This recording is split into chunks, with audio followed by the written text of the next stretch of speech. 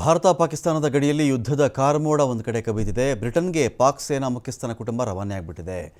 ಇನ್ನು ಯುದ್ಧದ ಕಾರ್ಮೋಡ ಕವಿದಿದೆ ಅಷ್ಟೇ, ಯುದ್ಧವೇ ಶುರುವಾಗಿಲ್ಲ, ಯುದ್ಧ ಮಾಡ್ತಾನೂ ಇಲ್ಲ. ಇದರ ಮಧ್ಯೆನೇ ಪಾಕಿಸ್ತಾನದ ಸೇನಾ ಮುಖ್ಯಸ್ಥ ತನ್ನ ಕುಟುಂಬವನ್ನು ಬ್ರಿಟನ್ಗೆ ರವಾನೆ ಮಾಡೋದು.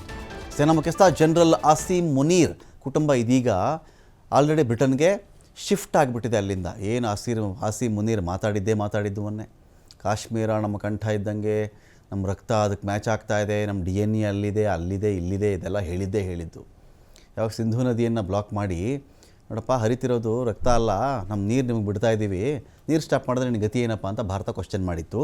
ಇದೀಗ ಇದೇ ಆಸೀಮ್ ಮುನೀರ್ನ ಕುಟುಂಬ ಒಂದು ಕಡೆ ಚೆಕ್ ಮಾಡಿಕೊಂಡ್ರೆ ಪಾಕಿಸ್ತಾನದಿಂದ ಕಾಲ್ಕಿತ್ತಿರೋದು. ಪಾಕ್ನಿಂದ ಬ್ರಿಟನ್ ಮತ್ತು ನ್ಯೂ ಜೆರ್ಸಿಗೆ ಕುಟುಂಬದ ಪ್ರಯಾಣ ಇದೆ. ಇಲ್ಲಿ ಜನರಲ್ ಶಾಹೀರ್ ಶಂಷಾದ್ ಮಿರ್ಜಾ ಕುಟುಂಬ ಸಹ ವಿದೇಶಕ್ಕೆ ಹೋಗಿದೆ.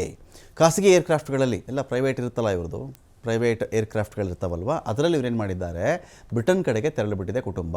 ಯಾಕೆ, ಏನು, ಎತ್ತ, ಇದು ಪ್ರವಾಸವೋ, ಪ್ರಯಾಸವೋ, ಪ್ರಯಾಣವೋ, ಸ್ಥಳಾಂತರವೋ, ವಲಸೆಯೋ, ಕಾಲು ಕಿತ್ತಿರೋದೋ, ಅಥವಾ ಬೇರೆ ಕಡೆ ಹೋಗಿ ಆಶ್ರಯ ತೊಗೊಂಬಿಡೋಣ ಈಗಲೇ ಅನ್ನೋ ಒಂದು ಭಯವೋ, ಆತಂಕವೋ, ರಕ್ಷಣೆಯೋ, ಭದ್ರತೆಯೋ ಗೊತ್ತಿಲ್ಲ. ಏನು ಬೇಕಾದ್ರೂ ಕರ್ಕೊಳ್ಳಿ. ಇದಕ್ಕೆ ಆ ಎರಡು ಕುಟುಂಬಗಳು ಮಾತ್ರ ಇದೀಗ ಪಾಕಿಸ್ತಾನ ಬಿಟ್ಟುಬಿಟ್ಟು ಬೇರೆ ಕಡೆ ಸೇಫ್ ನೆಲೆ ಯಾವುದಿದೆಯೋ ಅಲ್ಲಿಗೆ ಪಲಾಯನ ಮಾಡಿವೆ.